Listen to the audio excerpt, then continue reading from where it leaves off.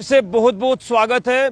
तो मैं इस समय जिला सांबा की तहसील राजपुरा में मौजूद हूं, जो कि अंतर्राष्ट्रीय सीमा का इलाका है। हम पहाड़ी इलाकों से लेकर मैदानी इलाकों तक और मैदानी इलाकों से सीमावर्ती इलाकों तक लगातार आपको अपडेट कर रहे हैं कि तबाही बहुत ज्यादा हुई है, जो हमने कभी नहीं सोचा था। ये कुदरत का कहर है और इस कुदरत के कहर के आगे किसी का जोर नहीं चलेगा।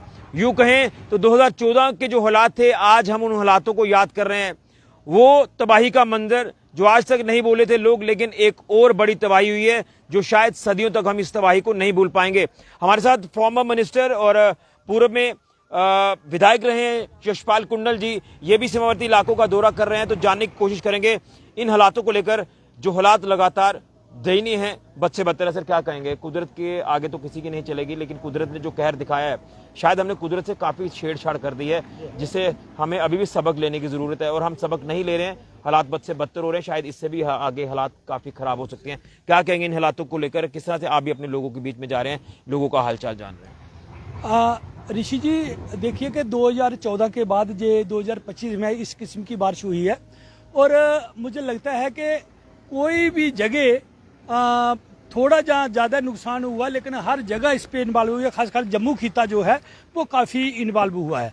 आपने देखा होगा कि बड़े बड़े ब्रिज जो है वो बैठ गए हैं, जो पुरानी हमारे कलवर्ट थे वो बैठ गए हैं, ज़मीनें बह गई हैं। तो ये कुदरत का कहर है, इसका कहना कि किसी का दोष है वो है नहीं। लेकिन लगता ये है कि सरकार के लिए भी बहुत चुनौती है इसको भरपाई करना, और इतने समय में इसको दोबारा ठीक करना कोई इतना आसान नहीं होगा। लेकिन हम लोगों से भी अपील करेंगे कि धैर्य बनाए रखें। कि एक बार हम कहते हैं कि लोग प्रदर्शनों के लिए आ जाते हैं, दूसरा ये जरूरी है, लेकिन कुदरत के जोर के आगे मैं कहता हूं कि इसके पेशेंस रखना बहुत जरूरी है। और आहिस्ता आहिस्ता जितना नुकसान हुआ है, यकदम ये नुकसान भरपाई करना इतना आसान नहीं है। इसी के साथ साथ मैं ये भी कहूँगा कि हमें भगवान की तरफ से भी कुछ फैसले लेने होंगे, क्योंकि हम देखते थे पहले भी बरसातें होती थी, 7-7 दिन जो बरसातें कंटिन्यू रहती थी, लेकिन इतना नुकसान नहीं होता था। लेकिन ये पहली बार हम रिसेंट जो टाइम में देख रहे हैं कि बादल फट रहे हैं, पानी ऊपर कंट्रोल नहीं हो पा रहा और सीधा पानी ज़मीन पे गिरता है और इतना नुकसान होता है। तो इसके लिए जो हम कुदरत को चैलेंज कर रहे हैं, वो बड़े बड़े रोड बना रहे हैं, बड़े बड़े ऐसे कुदरत को चैलेंज कर रहे हैं, जो कुदरत का दिए हुए हमारे ऑलरेडी पहाड़ हैं उससे शेराशानी खा रहे हैं। इससे हमें वंचित रहना होगा। इसको हमें मैं समझता हूं कि इसके बारे में हमें सोचना होगा, ताकि आने वाले दिनों में ये कुदरत का जो लोगों को नुकसान हुआ कुदरत के कहर से, इससे बचा जा सकता है। क्योंकि हम देखते हैं कि हम एक तरफ डेवलपमेंट देख रहे हैं, लेकिन दूसरी तरफ प्लांटेशन करना, पहाड़ों को बचाना, या जो ज़मीनों की बहने से बचाना, ये भी हमारा एक कर्तव्य बनता है। तो मैं ये कहूँगा कि हमें समाज में अवेयरनेस लानी होगी, ताकि जितना प्लांटेशन होगा इतना हमारी ज़मीन जो है वो बहने से बचेगी। और दूसरा जो ज़मीन का नुकसान हुआ है, हमारे खेती का नुकसान हुआ है, उससे भी हम बच सकते हैं। इसी के साथ साथ मैं सरकार से भी ये अपील करूँगा कि जिन किसानों का नुकसान हुआ है, जो उनकी फसलें बह गई हैं, बहुत से लोग हमने देखा रामगढ़ सेक्टर में जिनकी मोटरें पंप सेट ही डूब गए हैं, उनका अता पता नहीं। एक तो जो उनका किराया बनता है वो माफ़ किया जाए, और इसी के साथ साथ इसकी असेसमेंट करके उन किसानों को मुआवजा दिया जाए जिनका ये नुकसान हुआ है। तो ये असेसमेंट होनी चाहिए, सर्वे होना चाहिए, और उनका जो नुकसान की भरपाई आहिस्ता आहिस्ता सरकार की तरफ से होनी चाहिए। लेकिन सीएम उमर अब्दुल्ला ये कह रहे हैं कि हम शायद इस नेचुरल डिजास्टर के लिए तैयार नहीं थे। हमने 2014 के बाद भी सीख नहीं ली है। शायद अगर सीख ली होती तो शायद इतना नुकसान नहीं होता। क्या आप इस चीज से सहमत है जो बात वो कर रहे हैं? देखिए, मैं ये कहूँगा कि कुछ ऐसी चीज़ें होती है जो इंसान के दायरे में आती है, हाथ में होती है। ये नेचुरली क्लाइमेट जो है ना, ये किसी के हाथ में नहीं है, कहीं भी हो सकता है।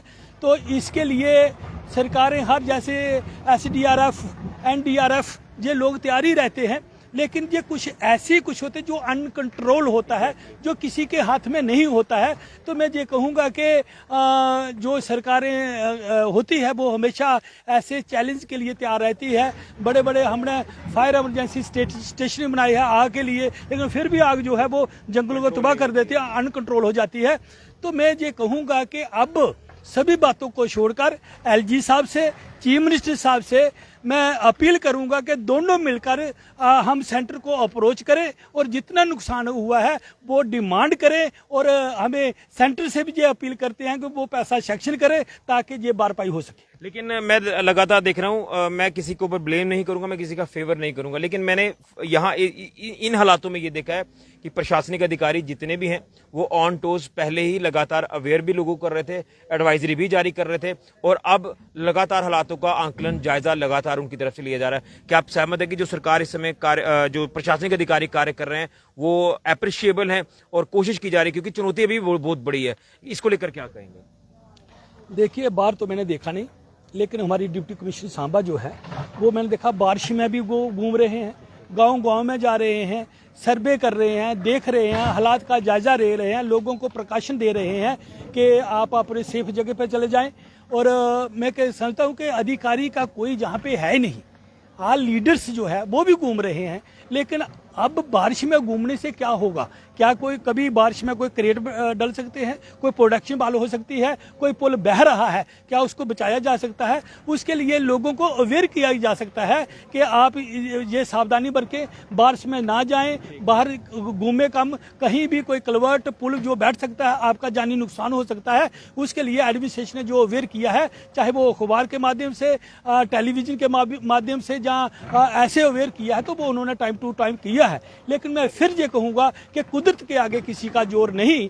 और आपने देखा होगा जो लोग यात्रा करने के लिए आए थे, माता वैष्णो देवी आए थे, मचेल माता गए थे, तो शायद वो तो एक अच्छे काम के लिए जा रहे थे, तो जो होनी है उसको कोई नहीं टाल सकता। इससे हमें सब कुछ जरूर लेना चाहिए और आगे के लिए हमें यह प्रकाशन भी होना चाहिए, और कुदरत जो हम कुदरत को चैलेंज कर रहे हैं उससे बचना चाहिए। चलिए, बहुत धन्यवाद। वाकई में एक अहम बातें जो वो कुंडल साहब ने रखी हैं, तो मैं यही कहूँगा कि जिस तरह से ये कुंडल साहब कह रहे हैं कि कुदरत के आगे जोर किसी का नहीं है, लेकिन आप लोग कुदरत के साथ छेड़छाड़ ना करें, जंगल ना काटें, पहाड़ ना काटें। आज यही सजा हमें मिल रही है, और शायद ये सजा जो एक बड़ी सजा 2014 में मिली थी, हमने उसके बाद भी सबक नहीं लिया और आज भी वही हालात हैं। लेकिन कुदरत है जिसके आगे जोर नहीं चलेगा। लेकिन अब फौरी तौर पर लोगों को राहत पहुंचाना प्रायोरिटी प्रशासन सरकार की है, कोशिश की जा रही है। पब्लिक रिप्रेजेंटेटिव्स को लेकर बात करें तो कोशिश की जा रही है, लेकिन अब देखना है कि कब तक हालात सुधरेंगे।